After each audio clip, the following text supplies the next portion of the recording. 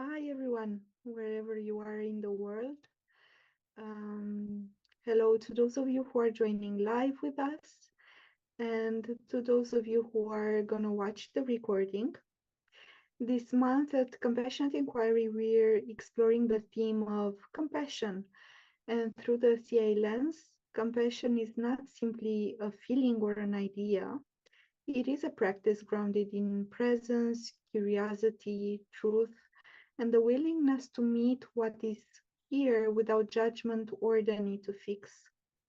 And today we'll gently explore what compassion can make possible in our relationship with ourselves, with others, and with the parts of us we may find difficult to meet.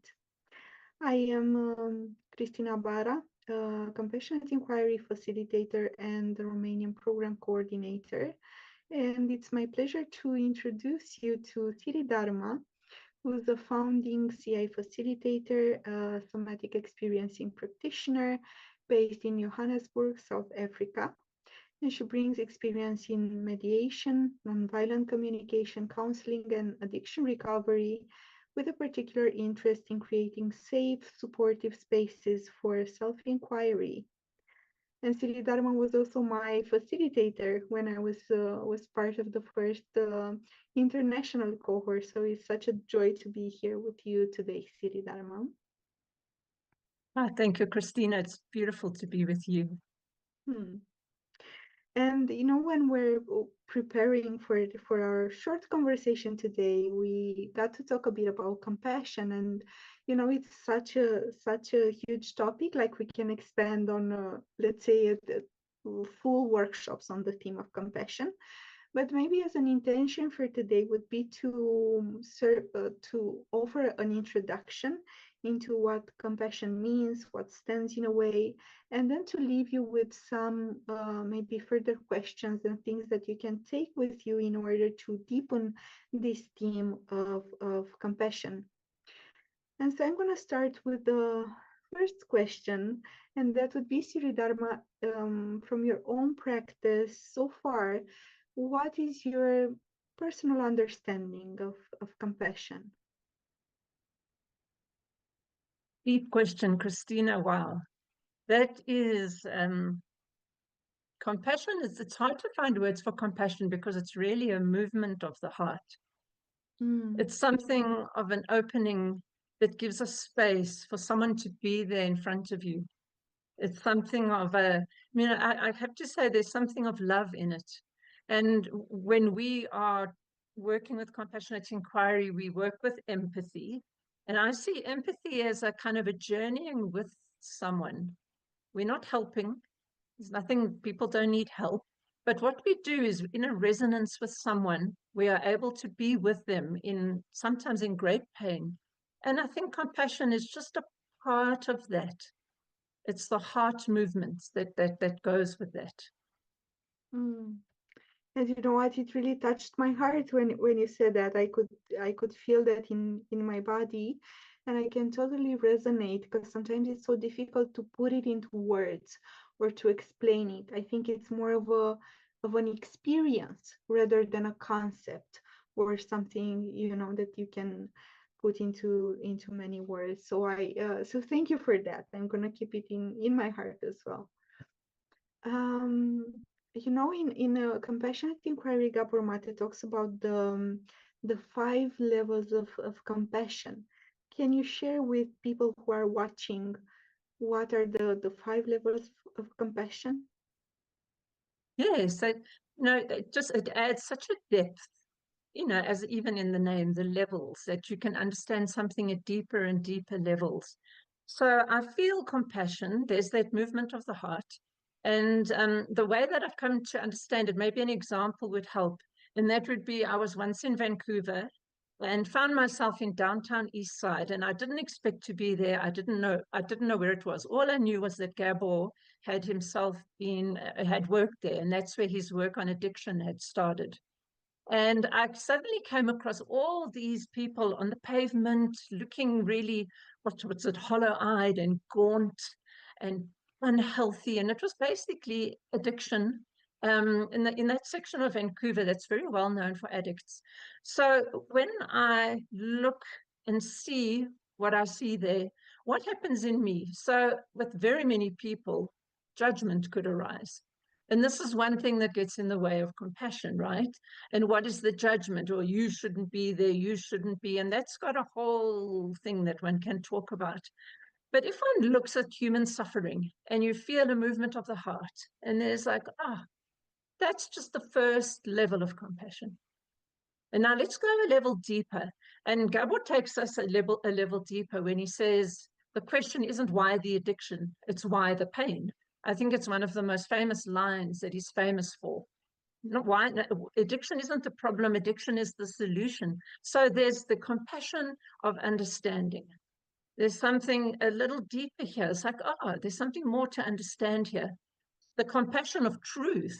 This is a really deep level of it. And that's when you can sit with someone where they can actually go to that pain. And you can only know the truth when there's compassion present, as we learn from Almas, I believe. Then he talks about the compassion of recognition, which is my favorite, because I used to think there was something wrong with me, that every time I met someone in pain, I said, oh, me too. I also feel that. Why? Have I got every problem in the book? No, that's the compassion of recognition. I see myself in you because of we're common humanity. And compassion is in our nature. When I see you as you are, I can be me as I am. And then the last level of compassion, the compassion of possibility, which is that you aren't your pain, you aren't your problems. And I can see that in you, there's the possibility. And that's what is so beautiful, to be able to draw to someone's attention, because they've often forgotten all about that. So those levels are very deep and lovely to work with. Beautiful. Thank you so much, Siri Dharma, for this picture. It's kind of like a painting that you created for us. I am a very visual person, so I really like, examples and things that people can relate to. So as you are joining with us and hearing our conversation, we would also be curious, and maybe if you can leave in the comments, what level of compassion is the most maybe challenging or difficult for you. So really, we also want to encourage conversations on the theme. As I was listening to you, Siri Dharma, I was also remembered about this saying that if compassion does not include yourself, is incomplete.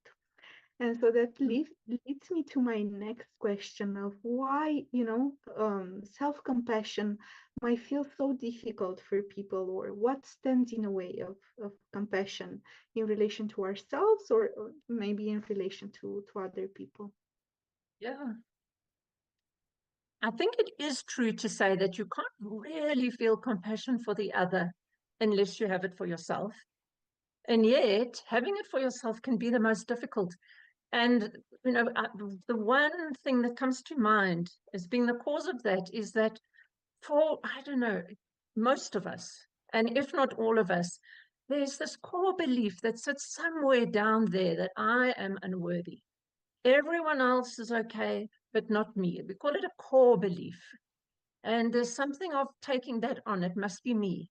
I must be bad. And that comes from early childhood, when it had to be us. Otherwise, we would see our caregivers as defective, and we couldn't. We needed them. So we carry this unworthiness at a deep level. And so it's much easier to go to judgment than it is to compassion for self. But I read a quote that really touched me so much. It's from the Tao Te Ching, the ancient Chinese wisdom. And it said, the master has compassion for the parts because she can see the whole. And I think that's the essence of compassionate inquiry. And that is that we sit and we see the pain. And when we see it, but don't be it, it's like, see it, don't be it. You become a witness to it, and somehow your essence is there.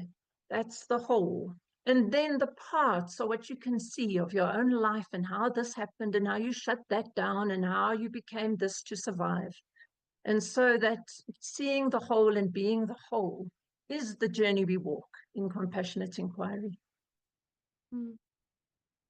Beautiful. I'm just gonna leave some space for that to sink in. I really, yeah, I was really touched by what you shared, Siri Dharma, and I was thinking about this zooming in and zooming out. And sometimes when we zoom in, it feels that we're, we maybe identify with all the beliefs, with all the things that we learn about ourselves. But when we zoom out, it's kind of like having this view, like the bigger understanding of we're not maybe what happened to us.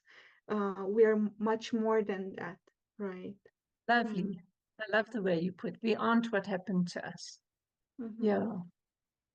And we create that space every time. Yes, there's anger, but there's space to hold. Yes, there's sadness, there's Yeah. space to hold it. Yeah. And I find with myself, if I'm angry, I can be just angry.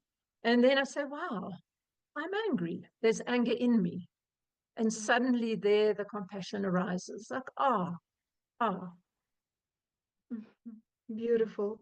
And now I had this image, I think I saw it on Instagram. There was kind of like a circle, a black circle in a jar. And you can imagine that the circle is something like it can be the anger, as I'm, using the anger as you mentioned it, but it can be like the hurt or the suffering. It can be anything actually. And so we imagine that sometimes we have this idea that this black, ball will get smaller, but actually what happens is the container gets bigger. So it's kind of like expanding this capacity of being able to hold the pain, hold the suffering, hold what is there, right? Mm, And in doing that, compassion will arise naturally because it is our exactly. nature. And we're getting in touch with our true nature when we disidentify from the pain and the hurt. There's compassion. Yeah. Exactly. So it's just this natural process that emerges when there is space for it. Mhm. And so, for someone watching who wants to explore this theme, maybe in a simple, grounded way, what is one small practice or inquiry they might begin with this week? Yeah. So I know it can be difficult when we are reacting to something, but I have a question, and that is, what would compassion say? What would Mm, compassion do? And so when you're in a situation and it's facing you, or you're seeing something and or a judgment arises because you see someone on the road and they've cut in front of whatever, in that moment, see if you can find even the smallest pause. What would compassion say? And ask yourself that question. beautiful. Such a simple, but actually a powerful question, right? It's like uh, changing the perspective and allowing compassion to um, take the lead in a way or to guide us. Hmm. And to return to true self in doing that, right? Returning to true self. Yeah. Yeah, beautiful.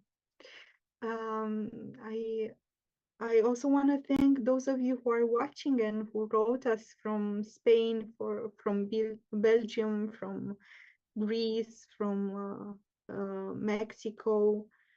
Um, and I'm gonna read one of the comments because I'm receiving I'm receiving some comments that are Yeah.